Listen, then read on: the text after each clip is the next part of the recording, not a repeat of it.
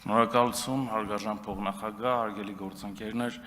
քննարկում ենք բնակչության բժշկական օգնության և սպասարկման մասին օրենքում փոփոխություններ և լրացում կատարելու մասին օրենքի նախագիծը։ Տիկին նախարարն արդեն հանգամանալից ներկայացրեց նախագծի դրույթները։ Նախագծի ընդունման անհրաժեշտությունը պայմանավորված է առողջապահական կազմակերպությունների տնօրենների ընտրության և նշանակման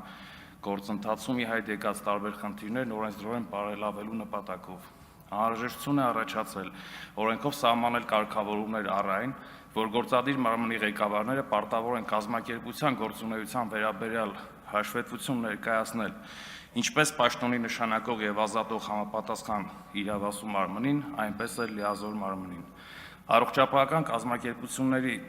տնօրենների գործադիր մարմինների ղեկավարների ընտրության հարցը նախատեսվում է կազմակերպել մասնավորապես հետևյալ կերպ. Առողջապահական, ներառյալ բժշկական օգնության սպասարկում իրականացնող, պետությանը 100% սեփականության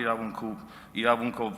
պատկանող բաժնեմաս ունեցող, ինչպես նաև համայնքային բաժնետիրական ընկերություններում, ինչպես նաև 20,000 և ավելի բնակչություն սպասարկող, առողջության առաջնային պահպանման ծառայություններ մատուցող հաստատություններում գործադիր մարմնի հավակնորդ կարող է լինել այն գործունակ քաղաքացին, որն ունի բարձրագույն կրթություն և առողջապահության ոլորտում առնվազն 3 տարվա աշխատանքային ստաժ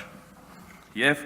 հանրային առողջություն և կառավարում մասնագիտությամբ հետավարտական մասնագիտական կրթություն և ղեկավարման բնագավառի առնվազն 2 տարվա աշխատանքային ստաժ։